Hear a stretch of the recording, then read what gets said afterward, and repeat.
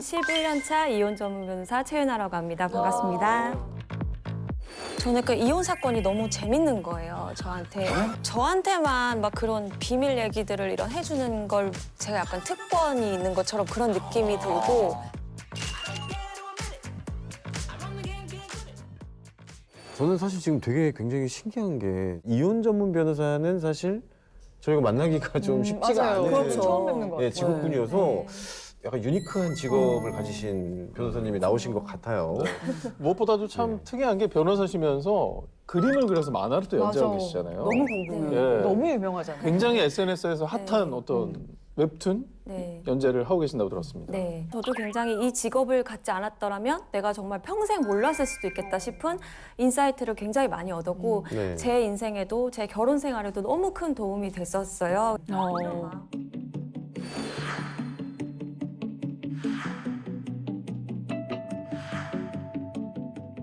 정말 나만 알기 아깝다. 이거는 정말 많은 사람이 알아야 된다. 이런 마음으로 만화를 시작을 했던 것 같고 저도 이렇게 많이 봐주실지는 사실은 모르고 시작을 했었죠. 근데 진짜 다재다능하신 것 같아요. 네. 이제 직업 특성상 약간 직업병처럼 네. 싸울 때 또 혹시 그런 쪽으로 생각을 해보시나요? 네, 저는 이제 어떻게 보면 이혼하시는 분을 매일매일 만나니까 그러니까요. 쉽게는 생각은 안 하지만 좀 더 그렇게 또 대단한 일은 아니다? 하면 하지? 이런 생각이 없지는 않죠. 그래서 맞아요. 너무 힘들 때는 사실 아이 키울 때는 생각을 안 해봤다 그러면 거짓말인 것 같아요. 사실 또 부부의 연을 맺고 같이 결혼식장에 들어갔다는 건 이거는 한때 서로를 가장 사랑했다는 얘기잖아요. 부부가 또 왜 이렇게 헤어지는지. 정말 이제 많은 분들이 너무 다양한 이유로 이혼을 하시러 오시는데 네. 정말 제일 많은 이혼 사유가 뭘까? 이거를 좀 질문을 먼저 드리고 싶어요. 어떻게 생각을 하세요? 저는 1등 외도, 그다음에 2등 성격 차이. 보통 성격 차이라고 하잖아요. 근데 오히려 성격 차이보다 먼저 스위치를 누르게 되는 것 같아요. 배우자의 외도. 그게 1등. 폭행? 폭행이요? 폭행? 네, 뭐 외도, 폭행, 경제적인 이유 이것도 굉장히 굵직한 이유들이지만 네. 가장 큰 이유로 많이들 뽑는 건 사실 성격 차이거든요. 성격 차이구나. 근데 이제 그 성격 차이라고 말을 하지만 사실은 명확히 알 수가 없는 왜 이혼하러 오셨어요? 제가 물어보면 너무 힘들어서요. 지루해서요. 이렇게 말씀하시는 분이 계세요. 재미가 없어서요. 일단은 기저에 깔려 있는 이제 정신 상태가 권태감인 것 같아요. 권태감. 맞아. 사실 사랑이 식었다 이렇게 서로가 많이 지루해지는 표현을 하잖아요. 서로 너무 잘 알고 편안하면 어떤 상황이 닥쳤을 때 싸움도 더 커지고 당연히 언어도 더 세지고 맞아요, 맞아요. 더 맞아. 부딪히고 이게 예전에 우리가 이제 호르몬이 돌 때는 네. 쉽게 지나갈 수 있는 문제였는데 권태로 이 감정이 바뀌면서부터 그러시는 것 같아요. 맞아요. 저는 그럼요. 이미 결혼하기 전부터 예상을 했습니다. 네. 분명히 우리는 싸울 거고 서로가 서로에게 설레지 않은 순간이 올 텐데 그때 난 노력을 해주고 싶은 사람이다. 설레지 않는 그것이 바로 사랑입니다. 설레지 않는 순간이에요? 예? 아니요, 매번 설레죠. 아침에 일어날 때도 경기 일으키면서 설레서. 아니 근데 사실 뭐 이혼이라는 게 이제는 좀 인식이 개선이 됐잖아요. 맞아요. 네. 예전엔 저희 이혼한 걸 막 때보다는, 숨기고 네. 그랬는데 이제는 방송도 나오고 그럼요. 다 오픈하는 그런 시대가 돼 있기 맞아, 맞아. 때문에 인식이 많이 개선된 만큼 어떻게 보면 쉽게 선택하는 경우도 많아졌는데 진짜 아까 변호사님께서 얘기하신 대로 그냥 지루해져서 이거는 너무 조금 이 중대한 결정을 맞아요. 좀 많은 생각 없이 내린 게 아닌가라는 네, 좀 너무 무책임하고 저도 변호사로서 화가 나서 맞아요. 표정 관리가 잘 안 될 때가 있어요. 아이고. 네. 변호사님께서 그런 분들을 이제 많이 의뢰자분들을 네. 만나보셨을 텐데 좀 기억에 남는 사례가 혹시 있을까요? 제 사건은 아니었고 제가 법정에서 이제 제 사건 기다리면서 이제 방청을 하고 있었는데 네. 앞에 한 50 정도 되신 남자분이 너무 막 울부짖으시는 거예요. 감정을 막 법원이 쩌렁쩌렁 울릴 정도로 우니까 이렇게 쳐다봤는데 자꾸 아내가 다른 사람하고 통화를 하는데 그 통화를 엿듣게 된 거예요. 본의 아니게. 이제 내용이 그 내연남하고 통화를 했고 자꾸 아이에 대한 이야기를 하니까 이상한데? 왜 우리 아들 얘기를? 외도는 할 수 있는데 왜 내 아이에 대해서 자꾸 이야기하지? 그래서 유전자 검사를 받았는데 설마. 이 아들이 20살이 되어서야 네. 자신의 아들이 아니라는 것을 알게 된 거죠. 혹시 결론이 어떻게 났는지 보셨어요? 이제 결론은 그때 와이프분이 1억을 위자료로 주겠다 해가지고 1억으로 위자료 합의하고 근데 1억 위자료 받는 게 아무 의미가 없어요. 아니 20년이라는 세월을 뭔 의미예요? 그렇죠. 그럼 이거는 변호사님이 참여하신 사건은 아니고 네. 방청을 하셨던 사건인 거고 네네. 그럼 혹시 뭐 맡으셨던 사건 중에 기억에 남는 게 있으세요? 멀리서부터 막 맨발로 이렇게 오셨던 분들이 어머, 분이 어머. 계셨어요. 맨발로 왜 신발을 안 맨발로? 신고 오신 거예요. 급하게 나오죠. 근데 막 몸에도 좀 멍이 들어 있고 옷도 좀 찢겨 있고 이랬어요. 근데 가정폭력이고. 이제 막 얘기를 하시는데 한 5년 가까이 폭행을 당했었고 또 이제 증거를 남기지 않기 위해서 이제 남편이 화장실에서 꼭 폭행을 하셨다고 해요. 악랄하다. 근데 어떻게 들켰어요? 아무래도 분노 조절이 안 되시는 분들이다 보니까 길에서 또 확 욱하셔가지고 폭행을 하시다가 시민분들이 이제 신고를 해주셨고 또 사진 뭐 영상 이런 걸로 남겨두셔가지고 다행이다. 네, 이게- 이제 위자료를 받았죠. 저희가 이거 초반만 해도 이혼과 행복이 과연 이게 연결이 되나 했는데 될 수 있네요. 이런 분이랑은 빨리 이혼을 하는 게 맞아. 앞으로의 삶에 더 중요한 결정일 것 사랑과 같아요. 전쟁 같은 드라마가 진짜 현실로 있으니까 이건 드라마보다 더한 것 같아요. 와. 실제로는 드라마는 정말 아무것도 아닌 정말 현실이 훨씬 더 10배, 100배 심하고 또 보면은 그렇게 외도는 항상 주변에서 일어난다 이런 얘기가 많이 들려오잖아요. 맞아요. 네. 근데 실제로 그렇더라고요. 사실이에요? 네, 사실이더라고요. 나 아는 사람들끼리? 네, 아는 사람들끼리 참 근처에서 거의 다 부부 동반으로 같이 지내던 이제 친구 모임이 있었는데 뭐 펜션도 같이 잡아서 여행 다니고 이러던 가까운 관계였는데 뭐 그런 일은 뭐 일상적으로 벌어지는 일이잖아요. 그래서 그렇게 같이 친해졌는데 이제 새벽에 화장실을 가려고 봤더니 다른 방에서 내 배우자와 이제 상대방 배우자와 이제 뭐 어떤 성관계를 를 하는 그런 장면을 본 거죠. 네.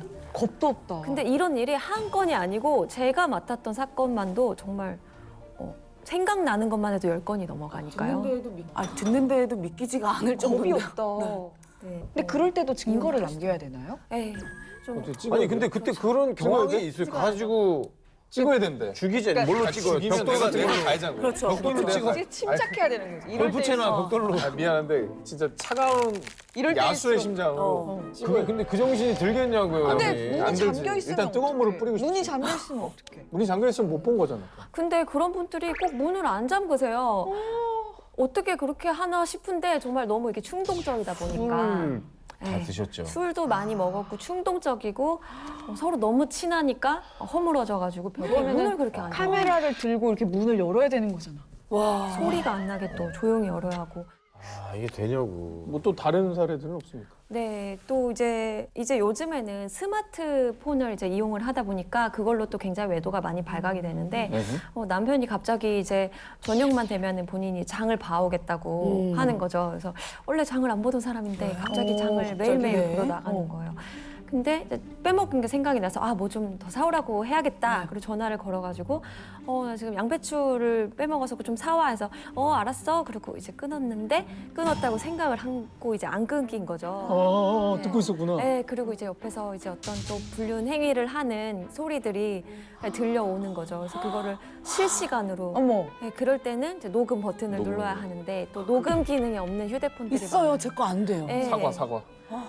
그게 그런 분들은 의뢰인분들도 저한테 찾아오셔서 저는 녹음 기능이 없어가지고 다 놓쳤다고. 어떻게 해요 그럼?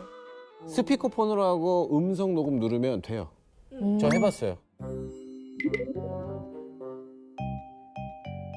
와이프가 아니라 잠시만요. 그럴 아내가 만한 일이 아니라. 벌어졌습니까? 아내가 아니라 이제 뭐 이혼 중요한 이행시 되나요? 계약 되죠. 이혼하지 마세요. 혼자 살아요.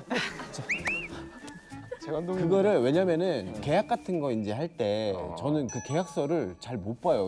이게 뭔지 모르겠어요. 그래가지고 그거 할 때는 항상 저 이거 좀 끼겠습니다 하고 나서 그냥 소속사에 지금 분쟁이 있나요? 아니요 없습니다. 소속사 없습니다. 너무 행복합니다. 근데 이제 뭐 저희가 이제 농담 삼아 좀 우스갯소리를 했지만 이런 상황이 나한테 펼쳐진다? 난 상상도 못 할 것이에요. 지옥입니다. 근데 이런 상황이면 사실 또 이혼을 생각할 수밖에 없잖아요. 그러니까 네. 최대한 잘 이혼하는 방법을 아는 것도 중요할 것 같습니다. 네. 혹시 이혼을 잘하는 방법이 따로 네. 있을까요? 네, 일단은 이혼을 잘하시기 위해서는 이제 첫 번째는 법은 증거 싸움이다라고 네네네. 말씀을 드리고 싶고, 이 얘기를 되게 많이 하시더라고요. 네,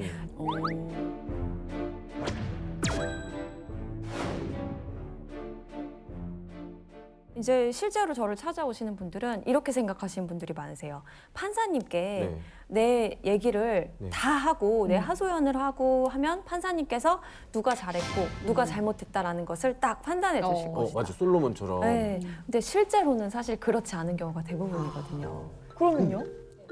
네. 그러니까 이거는 사실 증거 싸움이기 때문에 네. 판사님도 사실 그 자리에 개인으로서 앉아 있는 것이 아니라 사법기관의 한 사람으로서 있는 것이기 때문에 네. 증거를 가지고 이게 법에 이제 정한 이혼 사유가 있냐 없냐 이렇게 판단을 하시는 건데, 안타까운 거는 와서 막 2시간, 3시간씩 얘기를 하시지만 그냥 얘기만 듣고 판결을 할 수 있는 위치에 있지 않다는 거죠.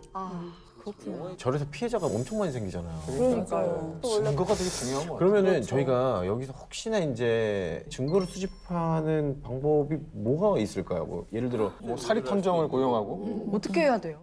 네, 이제 증거 싸움인 걸 알고 증거를 가져오시는데 불법 증거가 굉장히 많거든요. 뭐냐면 불법 증거가 주로 있어요. 이제 배우자가 자고 있을 때 네. 이제 이렇게 손가락을 이렇게 해서 지문을 맞아요. 많이들- 얼굴에 대서 풀고 네, 이제 이렇게 안면이 요새는 굉장히 이렇게 많이 하세요. 근데 어쨌든 이렇게 잠겨 있는 거를 열었다라는 거는 불법 증거인 거고, 또 이제 뭐 녹음기를 단다거나 뭐 위치 추적기를 단다거나 이런 것들은 불법이니까 좀 주의하시는 게 좋습니다. 그거는 채택이 안 되는 거죠. 네, 그리고 이제 채택이 되는 경우에도 또 상대방이 이거에 대해서 형사 고소를 하시면 또 처벌을 받으실 수 있기 때문에, 정보통신망법 위반으로. 네, 또 정보통신망법, 뭐 위치에 관한 보호법, 통신비밀보호법 이런 것들이 많은데, 이렇게 그래서 녹음하는 거는요? 녹음하는 거는 괜찮죠. 제가 몰래 허락 안 받고. 네, 몰래 하시는 거는 괜찮습니다. 그럼 어떻게 그거를 네. 그럼 자백을 받아내야 되나요? 네, 사실은 그게 제일 좋고, 자백을 받아오시는 분들이 제일 많으세요. 자백 안 할 것 같은데 하시지만 사실 어떤 불법 증거를 갖고 계신 분들은 오히려 자백받기가 쉽긴 한데, 이제 내가 불법 증거를 가지고 있다. 그럼 그거를 이제 상대방한테 오픈을 하면서 녹음을. 녹음을 하셔서 이제 그 제2차 부담스러워야 증거를 되는구나. 증거로 쓰시는 분들이 많고, 또 블랙박스 같은 경우에는 부부가 사실 차량을 공유하는 경우가 많거든요. 차 키를 네. 서로 갖고 있거나 차를 관리해주는 차원이라든지 네. 한 차를 두 사람이 쓰는 경우도 굉장히 많아서, 그럴 때는 이제 블랙박스를 가져오시는 게 문제가 되지 않고, 또 휴대폰을 보는 것도 잠겨있지 않은 휴대폰도 많잖아요. 네. 배우자랑은. 그러면은 나중에 형사 고소를 하더라도 이거에 대한 동의가 있었는지 없었는지 어차피 입증이 안 돼요. 오히려 안 잠겨있는 경우에는 좀 휴대폰을 보고 캡처를 해서 이제 증거를 가져오시면은 안 불법 잠겨 증거가 있으면 아니죠. 되는구나. 그러면 지금 든 생각 중에 가장 심플한 거는 문자로 남기는 것도 굉장히 좋겠네요. 네, 이제 내가 외도 현장 봤다 이렇게 네. 이제 유도 신문을 하시는 분들이 많더라고요. 힘증만 있었는데 물증은 없었는데 그냥 나 오늘 봤다. 이혼하자. 네. 이러면은 이제 미안해. 어디서 봤어. 자기도 모르게. 왜냐면 이제 결혼 생활 해보셔서 아시겠지만 그렇죠. 걸릴 확률이 너무 높고 항상 그거에 대한 불안감을 안고 있다가 이제 툭 건들면 이제 막 쏟아내시는 분들이 많더라고요. 그래서 맞아요. 되게 길게 녹취해오세요. 아무튼 뭐 이런 사실을 잘 인지를 해두시면 마음이 힘든 시기에 시간이나 에너지를 많이 좀 줄이면서 또 유리한 이혼을 할 수 있을 것 같다는 생각이 네. 드는데, 네. 또 혹시 뭐 이혼을 준비하시고 계신 분들 중에 도움이 될 만한 현실적인 네. 팁도 더 있을까요? 네, 이건 정말 아무도 말 안 해주는 이야기일 수도 있는데, 네. 소송에서 정말 감정 싸움을 하지 말자라는 겁니다.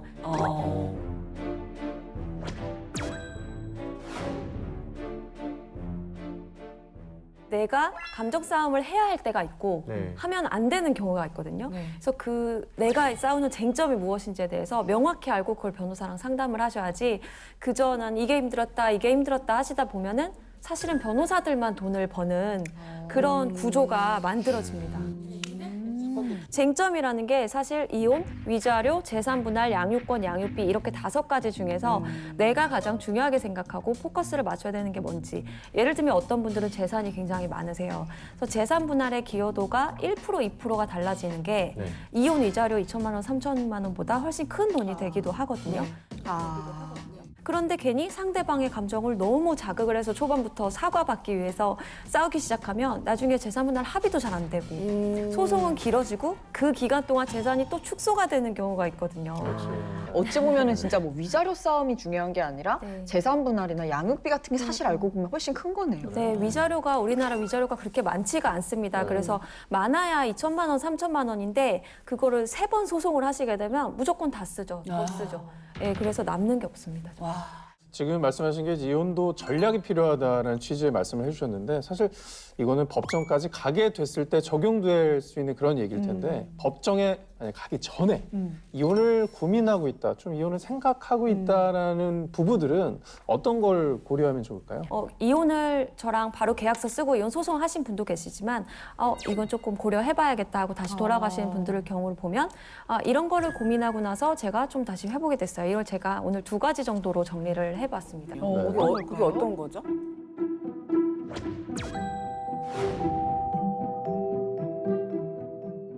제 개인적인 이야기를 좀 해보면 제가 이제 예전에 아버지가 돌아가셨어요.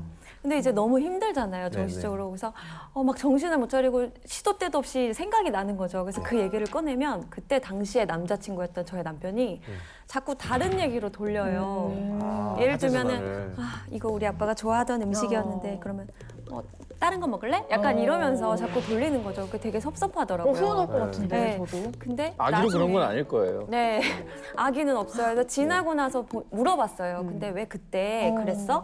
그랬더니 본인 같은 경우에는 자기가 힘든 일이 있으면 힘든 일을 나누면 이제 괜히 상대방도 힘들어지기도 하고 또 힘든 얘기를 자꾸 하면은 자기가 더 힘들어져서 너무 똑같잖아. 그 얘기를 안 하는 걸 좋아한대요. 그래서 배려를 하기 위해서 말을 돌렸다는 거예요. 남편분이랑 술 한잔 즐거운- 해야겠네, 저거. 예, 자꾸 즐거운 이야기를 너무 꺼냈다는 싫어 거예요. 그럼 나는. 근데 저는 계속 차단하는 느낌이고 이제 이 얘기 꺼내지 마 이렇게 받아들였었거든요. 맞아. 저 너무 예를 들면 뭐 피곤해가지고 오늘 너무 피곤하다 그럴 때 막 날씨가 참 좋다. 뭐 약간 이렇게 행동을 해요. 그러면은 그럴 때일수록 기운나는 얘기를 할 이 형 생각을 진짜 해야죠. 기계 아니에요? 기계 아니야? 시당한 느낌을 받는 거죠. 힘들 때일수록 긍정적으로 지금도 생각을 봐봐, 감정이 약간 없는 때일수록 다른 얘기를 하는 이게 거예요. 그러니까 맞아요. 말씀하신 대로 나는 배려했다고 생각하지만 오히려 배려한 거. 상대방에게는 그렇지 않은 경우가 있는 거죠. 맞아요. 솔직히 말하면은 저는 인간관계가 아내랑 제일 어렵거든요. 네. 왜냐면 사회생활 하다 보면 미안해 하면 되는데 이 친구는 미안해 해서 그치, 될 그치. 친구가 아니잖아요. 어떤 상황인지 모르니까 최대한 조심스럽게 접근을 하게 된단 말이죠. 그럴 때면 차라리 나 이거 그냥 들어주기만 하고 위로만 해주면 되는데 왜 그거 못 들어줘? 라고라도 그냥 얘기해주면. 맞아요. 이제 저도 이제서야 그걸 알아서 결혼 이제 10년 차가 돼서 내가 지금 이런 상황인데 이렇게 말해줬으면 좋겠어. 저는 아예 대사까지. 저도 대사 정해줘요.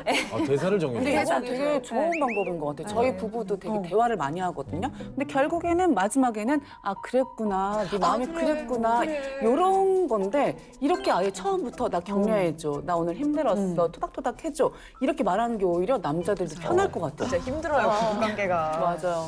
쉽지 않네요. 2번째는 분노와 자기 혐오를 구분하자입니다. 분노와 자기 혐오. 자기 혐오? 상대방에 대한 혐오가 아니라 자기 네. 혐오?